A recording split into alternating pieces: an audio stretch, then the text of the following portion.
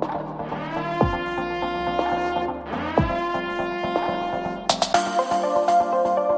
I'm Jeannette Sutton, And I am Eddie Bertola.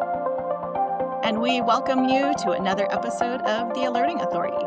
And as always, we encourage you to subscribe, follow, listen, and most importantly, participate in these podcasts. And you can participate by giving us a review. So please click on the follow button below and give us a 5-star review if you love what we have to say.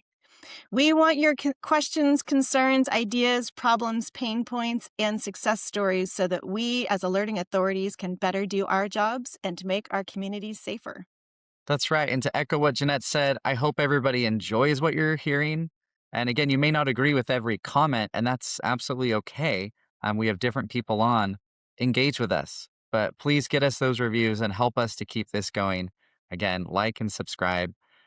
We could not do this without sponsors. One of our main sponsors you hear often, and we're really grateful for their support, is HQE Systems. A few things that I really like about them is, again, disabled, veteran-owned.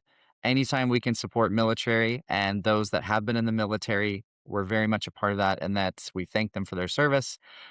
Beyond that, they actually provide alert origination software support. They specialize in cutting-edge life safety electronic security solutions.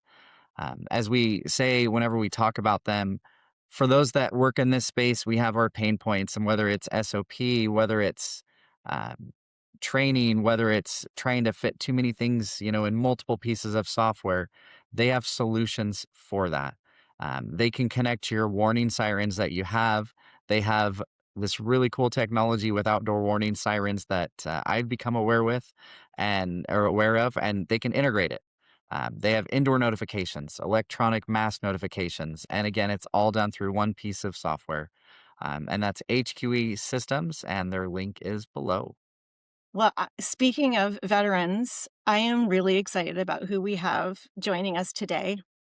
None other than Pete Gaynor, who has served in all levels of emergency management as the director of the Providence, Rhode Island Emergency Management Agency, the Office of Homeland Security, the director of the Rhode Island Emergency Management Agency, and as the deputy administrator and administrator, the lead emergency manager of the Federal Emergency Management Agency from 2018 to 2021. Now, prior to his leadership at the local, state, and federal level, he served in the U.S. Marine Corps for 26 years. He retired with the rank of lieutenant colonel. He earned his Master's of Arts from the U.S. Naval War College and completed the Executive Leaders Program at the Naval Postgraduate School. And in his numerous roles, he has overseen or responded to blizzards, floods, tropical storms, wildfires, tornado outbreaks, severe storms, earthquakes, and public health emergencies. And after he finished all of that, he took on new roles, leadership roles, and he's currently serving as the president of disaster recovery for Bright Harbor. Jeannette, in 2018 to 2021, what happened in the United States during that time? Boy, I think that was the beginning of COVID. Yeah, when everybody's lives changed, and to be the emergency manager, to be the administrator for FEMA over that.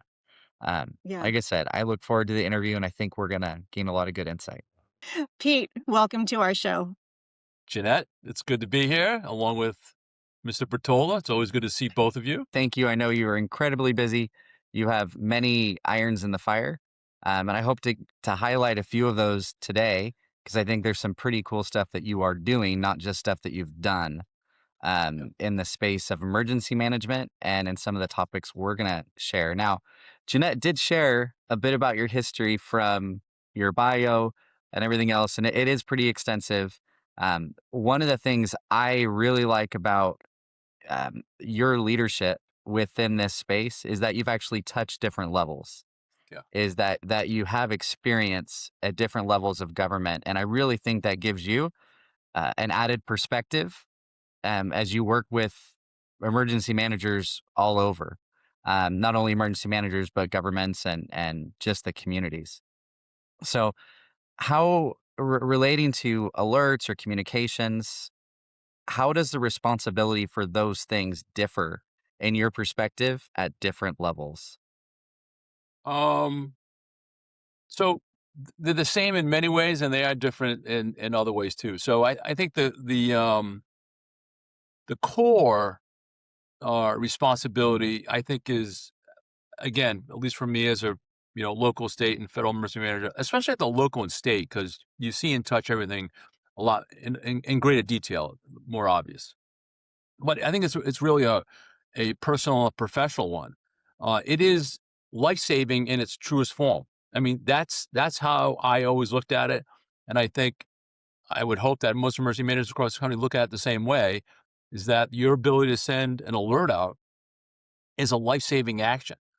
Just like if you were a EMT saving someone's life, it is, I think, is equally as important, and maybe even more so, because an EMT is maybe saving the life of one person. As an emergency manager, you're saving the lives of thousands of people, potentially tens of thousands of people. So it really is at really the core of what we do as emergency managers, is really saving lives and preserving property. I think at the local level and the state level, it's more hands-on, right? Because you actually, in some cases, you press the button for alerts, or you have, intricate hands-on about when alerts go out, what they say, and how it's done. So there's a little bit more at stake because you're more closely connected to it. Um, at the federal level, it's a little bit different. I think it's the same kind of thing, saving lives and preserving property. But a lot of that alerting responsibility is states, locals, counties, and tribes. They own that, uh, the local part of sending an alert, and that's how the system is designed. Like locally executed, state managed, and federally supported. That's our system. Um, and the country is so diverse, as the FEMA administrator, right? There's something going on right now in America somewhere that somebody's considering to send an alert. And I think as the administrator, and the team that is around me, our responsibility is to make sure we know what's going on across the country. You can't know everything, but many of the big things, we want to make sure that we're aware of that. Uh, and then give that support to those that need support. So if it's technical support, so like the iPod's technical team can give support over the phone. They can actually even help you launch alerts, and so provide that technical support. And then I think on the other side is what we do at FEMA is the on behalf of the president, continuity. So making sure that we have continuity of government and all that goes into that. So sending those national alerts when and if the president decides to do so. So I mean, it's the same, I think, in many cases, saving lives, but it's different roles, different responsibilities. I think the farther you get away from local and state. It's interesting, and I'm really glad you brought up like iPause, for example. One of the divisions that you were over, right? Again, it had its own leadership and everything else. They're often the first to be pointed at, but I Yeah, mean, truly unsung heroes in what they do, and they're always trying to work with the common denominator across all the communities. Because you said it, we have big cities, we have tiny communities, we have tribal communities, we have island territories, and FEMA represented all of them. I mean, that you were there to support. yeah, And from experience here where I live now, I mean, we're a small community, but as we've had different natural disasters, big FEMA can actually come in and provide that direct guidance and support really at a micro level, while maintaining, a country-wide approach. So yeah. it's been great. I mean, I think it's in our and the IPOS team is excellent. It gets better and better each time I run into those guys and gals, and they do a tremendous mission. Um, and I think things that they do now, the training, the environment, the training environment that they offer to locals to kind of get hands on and really see it and feel it is really important. Um, so yeah, an important part of what we do as emergency managers, especially at the federal level, is how we support states and locals, tribes, territories across the nation to make sure that they, in that moment, they can launch that alert. Yeah. So I love that you have had the opportunity to work at these varying levels of government also, and I wonder if in your next story you can help us to understand what it was like for you personally as the person who was responsible for issuing an alert or a warning, and what strategies you put into place to be successful.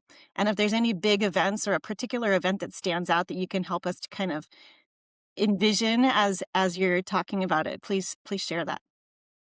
Well, one of my, and I think I probably shared this story with Eddie. Kind of, I had this moment as the state director in Rhode Island. It was after the Hawaiian alert, and I think up to then, I think it's just human nature. We all hope we never have to do it. Like we never have to, and we all hope that our people know that they know what to do when we have to say go send the alert. Mhm. Um, and I got and I think many emergency mayors across the country got remotivated after the Hawaiian missile uh, fiasco to make sure that, hey, does that's not going to happen to us, right? I mean, that's the question you're asking staff. And so I decided to do a no notice drill with my alert notification team, and it went horribly, horribly wrong. I mean, really, like but it was worse than I could ever imagine. But we didn't Oh, send an alert out, but um, we did not um, uh, achieve any degree of success. And the thing that brought it home to me, like how basic things, how basic you have to be on this. I remember there's a young gentleman who worked for me. He was kind of on the tech side, and all the important people are huddled around the equipment trying to figure out why it didn't work. And the young kid says, "Well, maybe we should have plugged it in. Is this cord, like the power cord was not plugged into the wall?" oh, I mean, it I'm not it sure I'm not sure how much more basically screwed up you could be than not having the power in the wall. But that was for me, that was like a pivotal moment because like, holy crap. I was resting on like false assumptions about we were ready to go. And Mm, we had tested before, and for the most part, it worked. There's always challenges in it, but it really like made me double down about, okay, if we're going to do this and we're going to do it successfully, we need to have an entire program to make sure that you know we have a checklist, it's plugged in, and then the confidence to press the button when myself or the governor directs the alert. And it's not, I mean, in most cases, maybe it's not gonna be me. Maybe I'm not around or, you can't get a hold of me for some reason. Who's gonna be that other person that presses that button to go? And are there people in the organization that are willing to do that and can do it, right? So, I mean, it's a whole, you know, you have to get very reflective about, about your position and what your responsibilities are. And basically, if you can't do it, lives will be lost. So, I mean, so it's really, again, back to my original premise, it is really about saving lives, and you have to be ready to do that. And there are no shortcuts, and it's a perishable skill, right? You guys know that, right? You could have a test today, and in a week, what did I do with the password, or what's the procedure again, or where's the checklist? I mean, you have to stay on top of it. So, training, familiarization, drills, exercises are all things that I think everyone needs to do to make sure that when the time comes, you can send out a successful alert. mhm.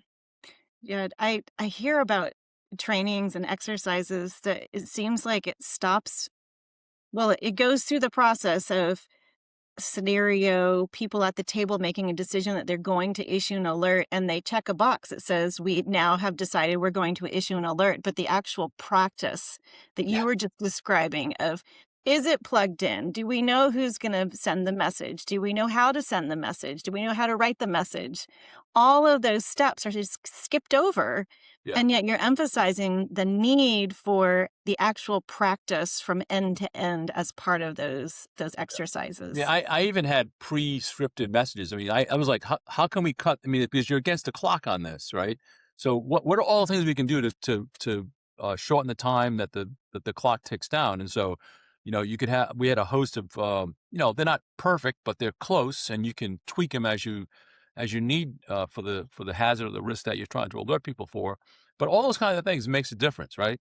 It's all about time, and if you're not timely enough, even if you get the message out, maybe it's just too late. So you are against the clock from the first second of, uh, when you recognize you need an alert.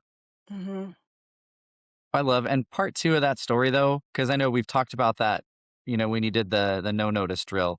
And I Yeah. swear whenever you say no notice drill, like the hair on the back of everybody's neck goes up because we've been a part of those. And very few you walk out of there going, "Hey, we got everything together." It's usually like, "Okay, we need to adjust a few things."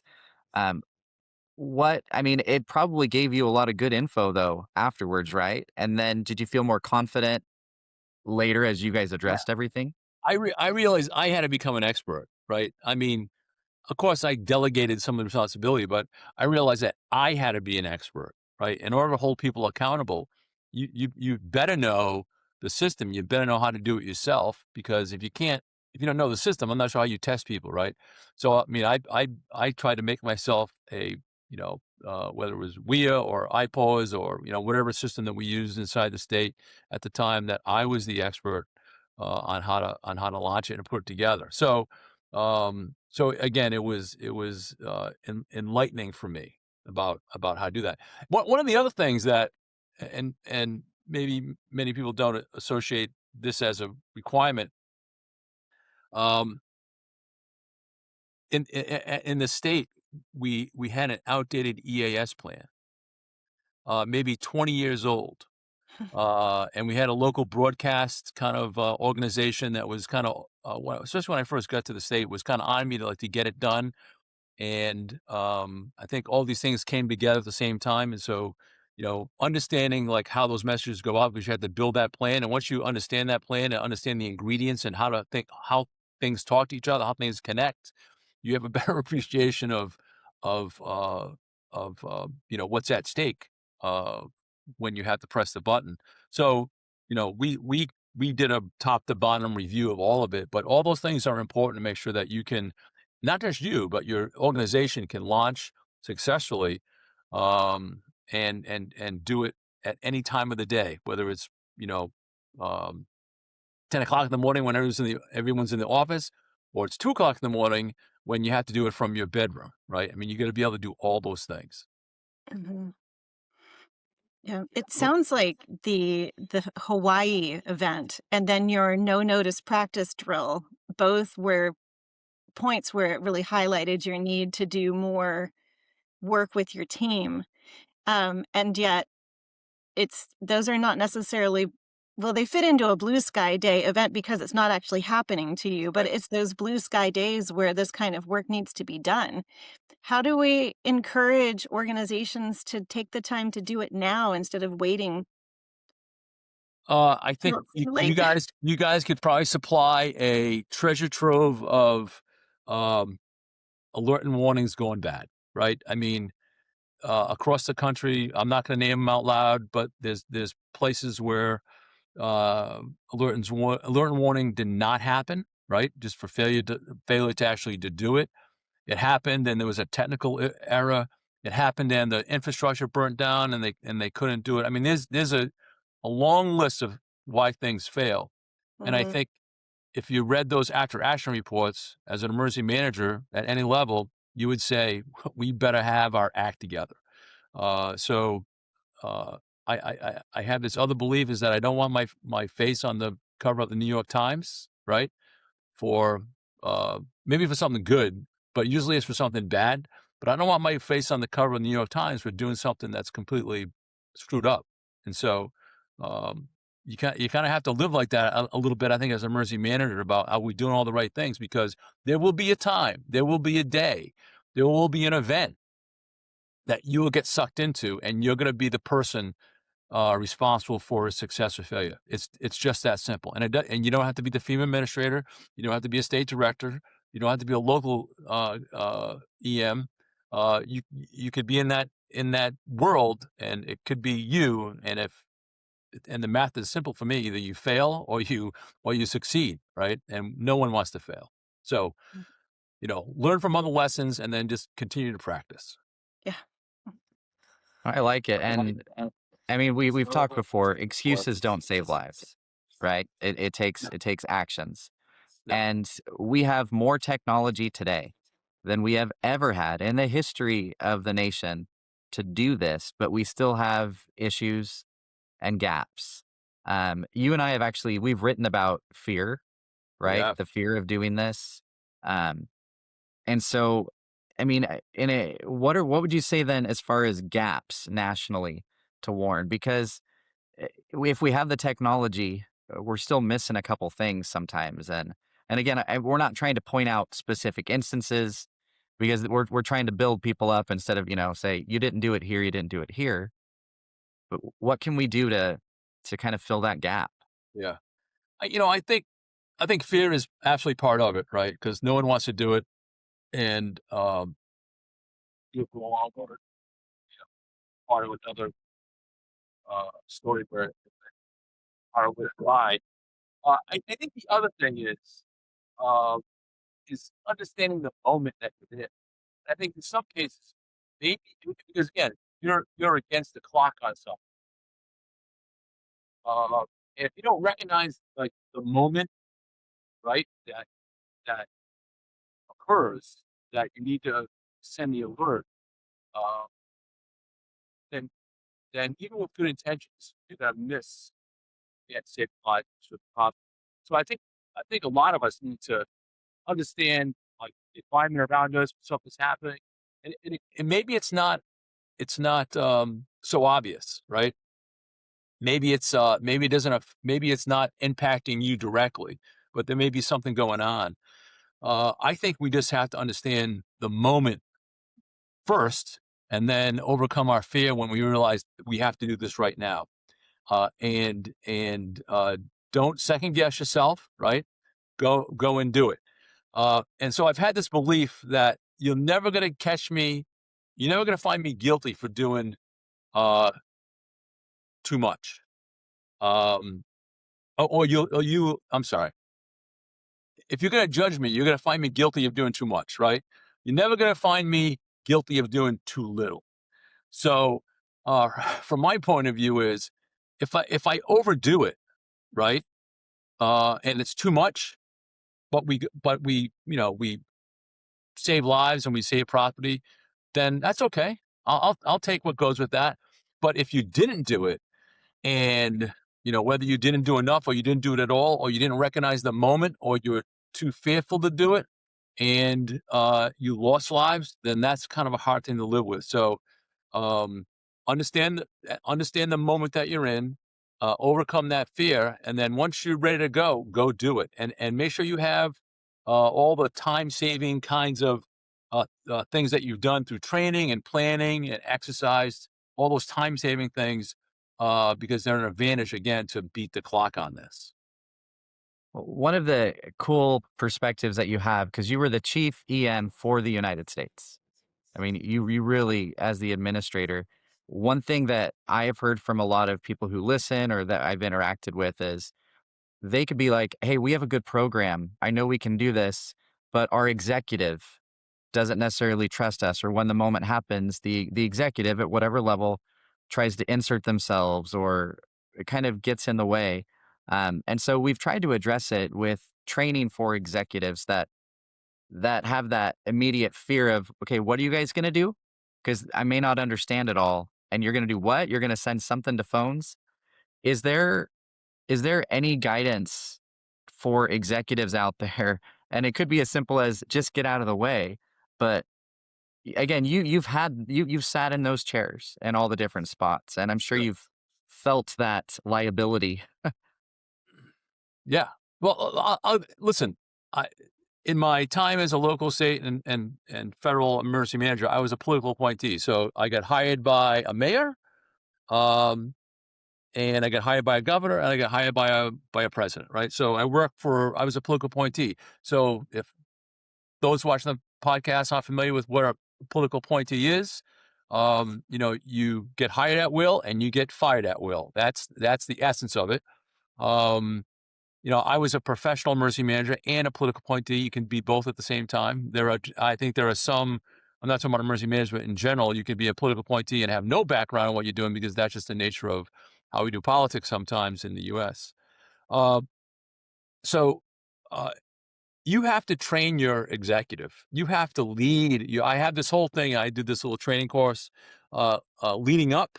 You have to lead your boss. Don't assume that the boss knows everything. Don't assume that he has his own best interest at heart, or he or she best interest at heart, or the organization, or the state, or whatever that locality is. Don't think it's that simple.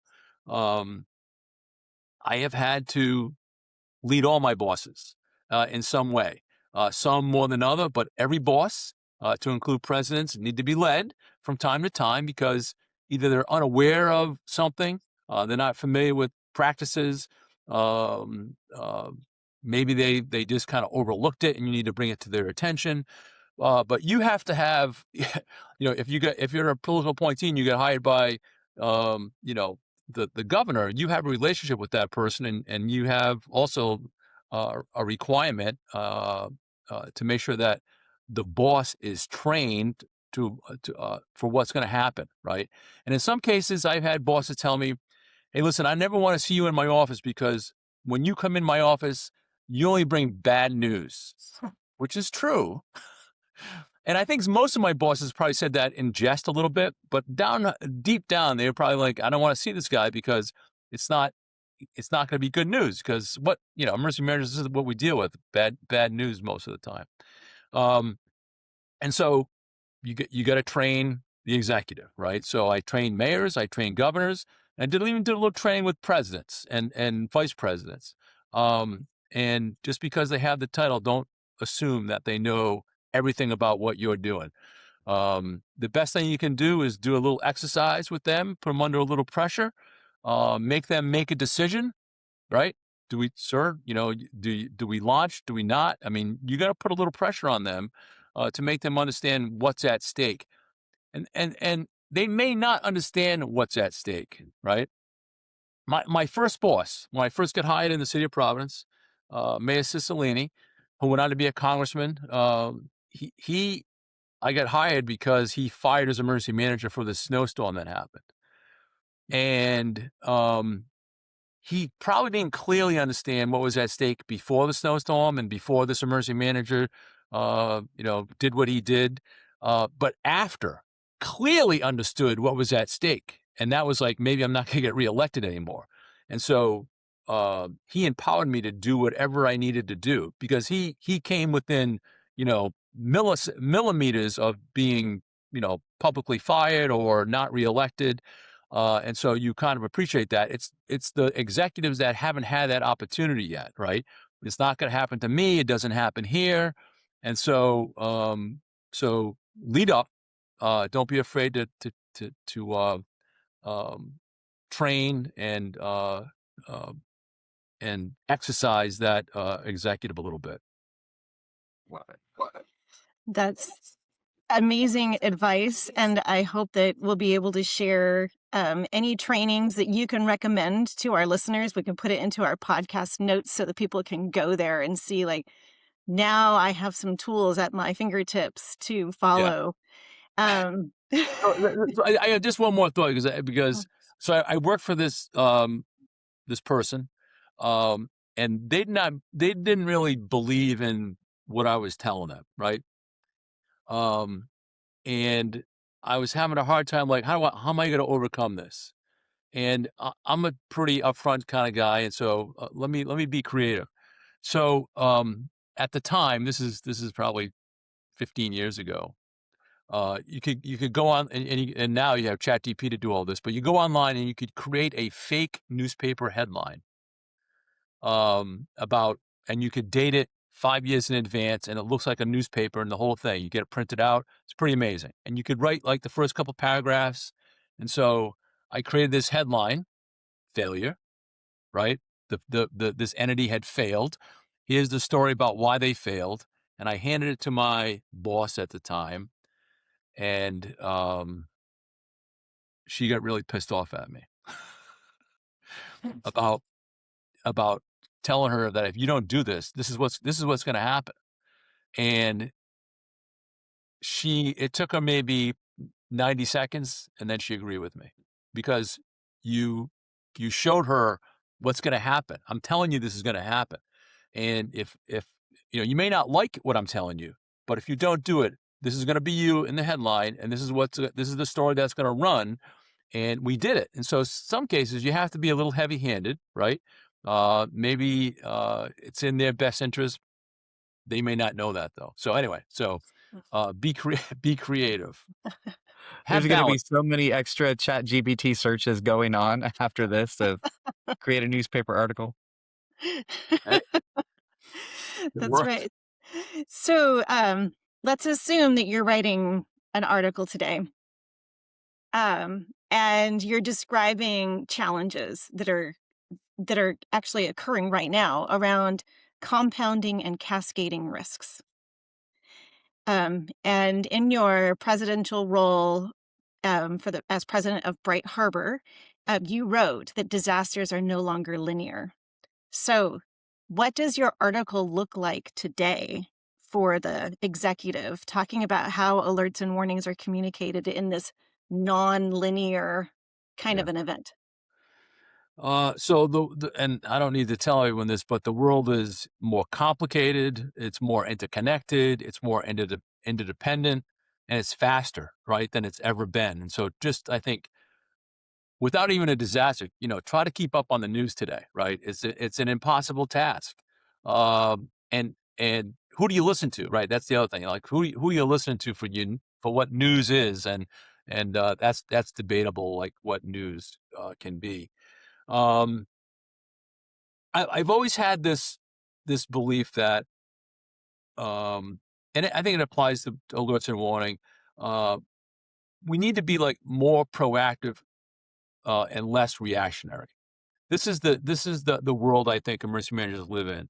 Um, and now I think it's even easier to be more proactive because of AI, of available data out there.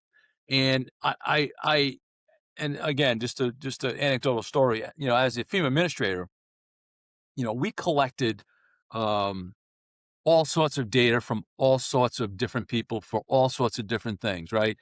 Um, and probably all the obvious stuff, we collect weather data, we collect flooding data, we collect all those kind of things. But there's so much more out there that we collected and did nothing with because we didn't have the machine or the tool or maybe even the time to like integrate all that. So I think again, especially now with AI, uh, you can collect all this data and train it to look for things that um, maybe are not happening now, but may happen or have a trend or trending that this could happen. So whether that's hazards or it's something else, um, we need to be more proactive. And I think we have the data to do it, but now you just need the systems to kind of provide decision support to decision makers. I mean, that's essentially what we need to do better. And I think if you have better decision support data, uh, you'll launch a better alert, right? And you'll launch a more timely alert. And maybe you can even build that alert and all you have, you've done all the administrative stuff to get the alert ready to go. And maybe it's just as easy as that thing is just a one button away from actually sending it when you need it. Or maybe not. So I think we just need to kind of put our hands around uh, big data wherever that is. Use AI or train an AI bot to do this for us. But again, especially in a nonlinear world now, where things happen in every direction at every time, um, we're going to need some help in doing that. And again, linear is um, a path for failure. Yeah, so meeting the complexity of society with using these tools that can handle complexity faster Yeah. and integrating more data sources than we can as individuals sitting at our computers. We truly need to figure out ways to harness these amazing tools that are coming, um, and really make use of them. And I love this idea of the data driving the ability to issue a better alert and warning. Most of the time when I hear people talking about AI, it's when is an AI going to write my warning for me? And Yeah. No, I mean, it- this is one thing that the human has to stay in the loop. And so, AI can help with a lot of things. They're not going to press the button for you, at least not at least not now. But you need to take advantage of it. I mean, in essence, uh, AI is a time saver, right? It can Mhm. do things in mere seconds where it would take a team of people to maybe a year to do. Yes. So you need to use the tools that are out there and available to your advantage. I mean, listen, if you don't use them, it's coming anyway. So you may as well just figure it out. Um, but um, yeah, indications and early indications and warning, and just be ready to go. Mhm. Mhm. Now, when you were at FEMA, FEMA was one way. When FEMA had a different administrator, there was a different administration. FEMA was a different way. FEMA is different today. It'll be different in the future. It changes all the time. Advice now for your local, your states. How should they navigate changes from FEMA? Do their responsibilities change, or is it one of those that you can navigate through different times, different policies, different administrations, and you should still be able to manage? Like, what's your advice? Um, so times are changing, right? Do I need to say that out loud? Um, um, Listen, I, it's the devil's in the details on a lot of these things.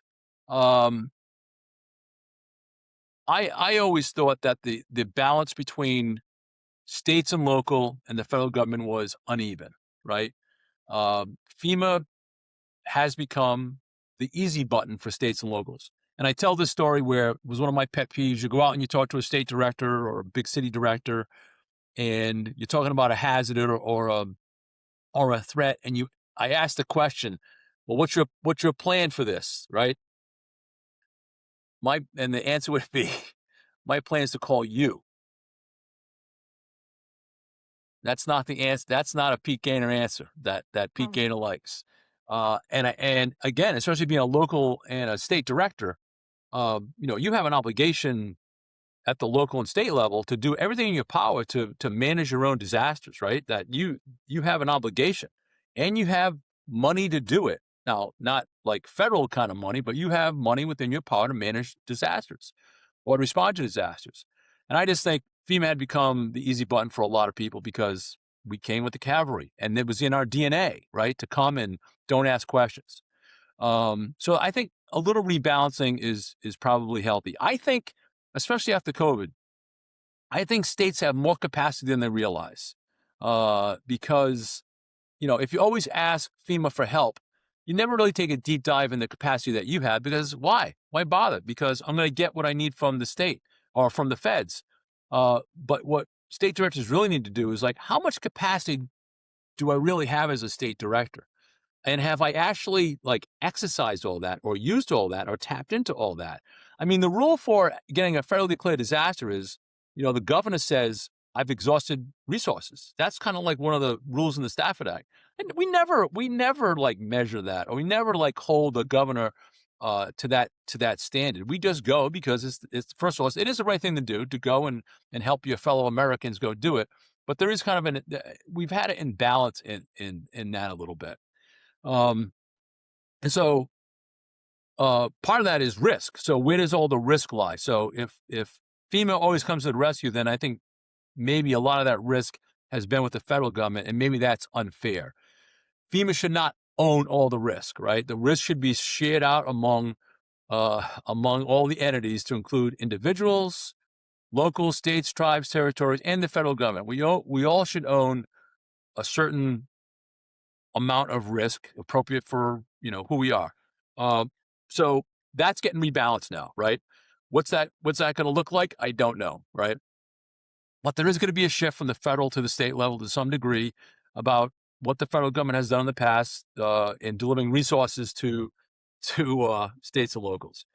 When I was the state director in Rhode Island, 2000, and I'll never forget this, September 2017, Javi Irma Maria, right? The regional administrator of Region 1 called me, Paul Ford. Paul has since passed away, but Paul was a great American. Paul calls me as the state director in Rhode Island. He was calling all the New England Regional 1 directors. And his message was simple. Hey, we're deploying to Puerto Rico or Virgin Islands or to, Houston. You are on your own. That's a quote. You are on your own. And I still remember that because holy crap, I would never imagine that the federal government would call me to say that I'm on my own, right? It's not how we operate. But it made me really think about, especially from that moment, about how we operate as a nation, how we operate as states and locals. I don't think states and locals will be on their own, but maybe they'll be more on their own than they have in the past. So, you know, be ready, right? Be ready to do more on your own. Again, to what level, I don't know. How those programs are implemented, I think, is like the jackpot question. How is all that going to happen? But I believe that states and locals will have to do more on their own. Mhm. Well, and it's interesting, like just to touch about iPause one more time, because iPause, right, is under FEMA. And that's one thing that Yeah. as alerting authorities, interact with all the time. I'll say throughout this entire process and throughout multiple administrations, I've been an alerting authority for quite a long time. I can honestly say, and I'm not paid by them, right? I can honestly say I have never sent an email there that hasn't got a good response. And not necessarily like, it's always like, hey, you're right on this, but at least some type of response. Or for me calling, there are certain phone numbers you receive as an alerting authority to use in case you need help 24 hours a day. Yep. And it doesn't go to an answering service, it goes to individuals who have that capacity to help you. And Yeah. so there again, throughout all this, it's nice to know that there are still pretty solid foundations. And I'm talking more in a general sense, right? Be ready to do more. I think I pause. I mean, again, this is part of, um, alert and warning for our nation. It's also part of FEMA's responsibility for government continuity, right? It's all kind of wrapped into one. I don't think any of that is going to go away in any great measure because, it's a, uh, I think, non-negotiable mission set that FEMA has to perform. Yeah. Mhm. Yeah. Mhm. Yeah. So, Pete, we've talked a lot about alerts and warnings and FEMA and your prior roles, but you have a new role that you took on in the last year or so. So tell us a little bit about what does the future hold for Pete Gaynor? What do you intend to do next? Yeah. Um, it's a great question. So I do have a new role. Um, I think I'm a glutton for punishment. I think that's my problem. Um, so I'm the president of Bright Harbor, and Bright Harbor is a startup, which is even more exciting because every day is a new challenge, and our mission is to get people back home after disaster. Should you be a homeowner that lost their home in a disaster or substantial damage, we help you navigate the complicated world of disaster, long-term disaster recovery. So whether it's FEMA or SBA or IRS or HUD, or I could go on, right? Or insurance companies, right? Two-thirds of Americans are underinsured today, um, and underinsured by a lot of money. So I think the national average for underinsured is about $350 to $400,000 on the house that you own, right? It may be less, it may be more on the house that you own. So don't answer this question, but I'm going to ask both of you. When's the last time you looked at your insurance policy, right? And most Americans have not. And most Americans, when they have a disaster, find out about how woefully underinsured they are after the fact. So we have a bunch of clients in California, Altadena and Pacific Palisades, and Altadena is kind of a blue collar. I say $1 million homes, right? Eddie, you're a California guy. $1 million home is probably an average home for everyone else in America, but $1 million home in Altadena, and then Pacific Palisades, it's $10 million homes, right? And no matter if you're a Altadena resident or you're a Pacific Palisades resident, um, you are having difficulty building that house back for lots of different reasons, right? So maybe some reasons the federal government is dragging their feet on certain things. The state and local are dragging their feet on certain things, maybe like permitting. Um, and then your insurance company may be dragging their feet. And then maybe you've navigated all of that, and now you realize you don't have enough money to build. And what are you going to do? So we help our customers kind of navigate that whole environment. And one of the things we do differently is we're with you to the end. And so we have a vendor network across the country that you can tap into for things like home builders and architects and designers that actually help you get the tangible rebuild done, because that, in some cases, may be the harder part of rebuilding in America today. I'm I'm building a house, and today is January 26th. I'm in my 25th month of building, and I haven't had a disaster. This is my own doing. I did it to myself. But 26 months of building this house without the constraints of a disaster, or anything, all that stuff. It is hard to do, right? Hard to do. So we help our residents, our customers, navigate that whole program. And then we built technology. We built technology to support our customers using AI. We built a really great system, case management system. If you're interested in case management, come see us. We'd be happy to help you with your case management problem using our technology. So that's what I'm doing full time. And then I have my FEMA Pete kind of training things that I do.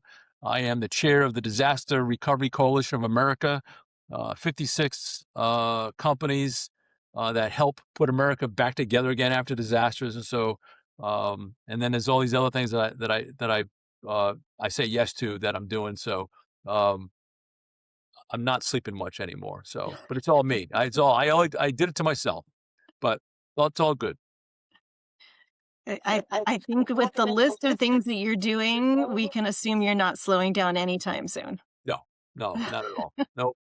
So I just like the fact that you're helping to tackle this problem because it's something, again, we don't really talk about. We have that Hollywood effect of, oh, hey, well, it's fine because let's say FEMA came in, or let's say the disaster's over, everybody helps clean up for a week and everybody goes home, and then the community is just left, Yeah. you And know? that's, we just had the 1 year anniversary of LA wildfires, and I want to say 500 homes under construction. It's become too bureaucratic.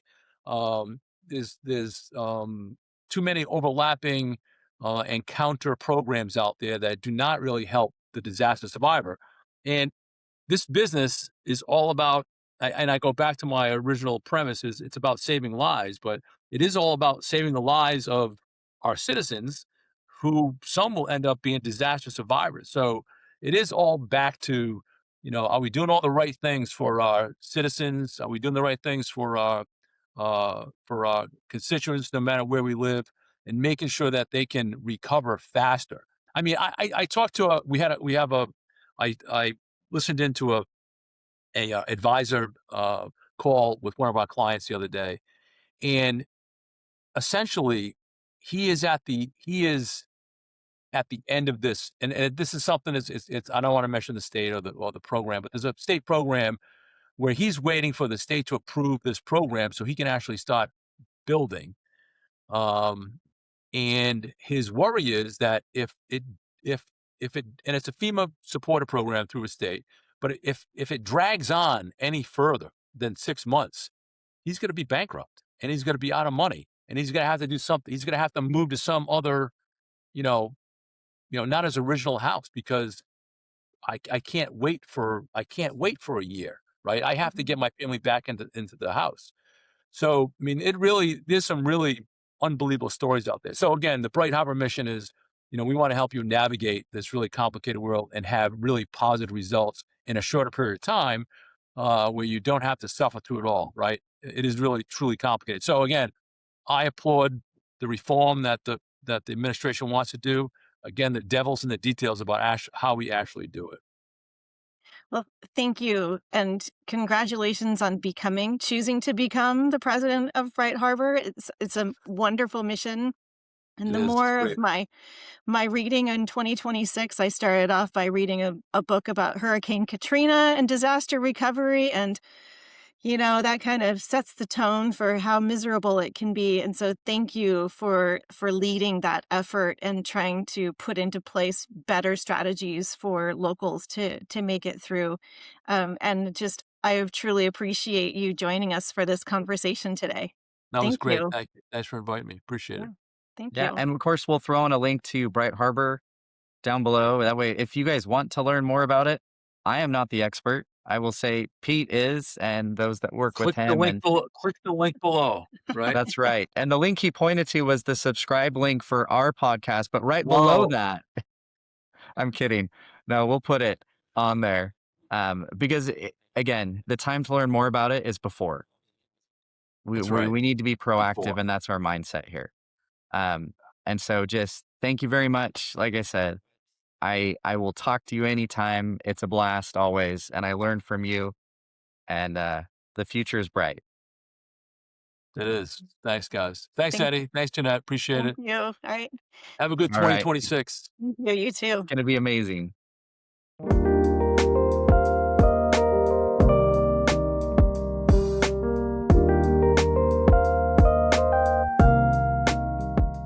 We just had a great conversation with Pete Gaynor, and if you are interested in learning more about the topics that he discussed, please be sure to check out the show notes below. And if you want help with your organization in becoming a better alerting authority, please reach out to us.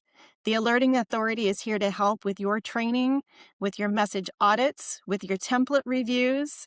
We can help with policy assistance, and we're building out boot camps and regular monthly training opportunities for organizations so that you don't have to have those no-notice events that happen at 2 in the morning. You can practice ahead of time and know that you are prepared when it really matters.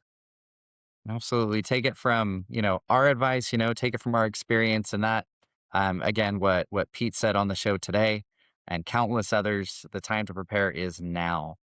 So thank you for spending this time with us, and we hope to see you here and hear you upcoming next week. Please make sure to keep throwing in those comments and suggestions. We are here for you. This is the Alerting Authority, where every second has a story, and we are here to help share your story. Have a great day.